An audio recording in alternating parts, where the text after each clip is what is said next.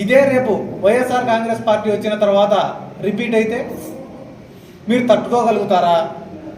దాడి చేసిన ప్రదేశంలో మేమే ఉంటాం, పరిగెత్తుకుంటే పోలీస్ స్టేషన్ పోతే ఆడ మేమే ఉంటాం, గాయాలతో హాస్పిటల్ పోతే ఆడ మేమే ఉంటాం, చివరికి మీరు నిద్రపోతే కళలో కూడా మేమే ఉంటాం. కాబట్టి చర్యకు ప్రతి చర్య ఖచ్చితంగా ఉంటుంది. ఎక్కడైనా తప్పు చేస్తేనో, క్రిమినల్స్ చేస్తేనో, క్రిమినల్ యాక్టివిటీస్ చేస్తేనో పోలీసులు చర్యలు తీసుకుంటే అదొక అర్థం.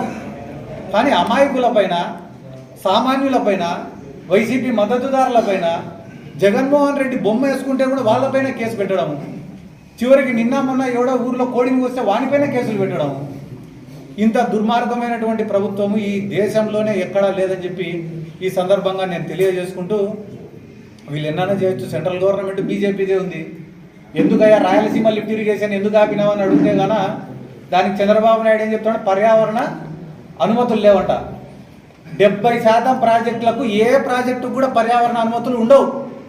చేయాలనే సంకల్పం, మంచి చేయాలనే ఆలోచన, 10 మందికి ఉపయోగపడాలనే కోరిక, ఇవన్నీ ఒక మనిషిలో ఉంటే ప్రాజెక్టులు అనేటివి ముందుకు సాగుతాయి. ఆ పక్కన రేవంత్ రెడ్డి ఏమో నేనే ఆపినా మీ రాయలసీమ లిఫ్ట్ ఇరిగేషన్ అంటున్నాడు. హరీష్ రావు ఏమో రేవంత్ రెడ్డికి ఏమీ తెలియదు, కోర్టుకు పోయింది, పోరాడింది మేము, రాయలసీమ లిఫ్ట్ ఇరిగేషన్ ఆపింది మేము అంటాడు. చంద్రబాబు నాయుడు గారు ఏమనాలా, రాయలసీమ లిఫ్ట్ ఆగిపోయే ప్రసక్తే లేదు, దీన్ని పూర్తి చేసి తీర్తామని చెప్పి చెప్పాలా. కానీ చంద్రబాబు నాయుడు గారు చెప్పే మాట ఏంది, రాయలసీమ లిఫ్ట్ వల్ల ఎటువంటి ఉపయోగం లేదు, ముచ్చుమర్రి లిఫ్ట్ ఇరిగేషనే ఈ రాయలసీమ మొత్తానికి జీవనాడి అంటాడు. మళ్ళీ ముచ్చుమర్రి లిఫ్ట్ ఇరిగేషన్ అంత జీవనాడి అయితే గాన కేసీ కెనాల్ రైతులు ఎందుకు వారం రోజుల ముందర విషం బాటిళ్ళు, ఉరితాళ్ళు పట్టుకొని కేసీ కాలువలో దిగినారు? రేపు 10వ తేదీకో 12వ తేదీకో నీళ్ళు ఆగిపోతాయని చెప్తుంటే రైతులు దేంతో కొట్టాలని ఎందుకు ఎదురు చూస్తున్నారు మిమ్మల్ని?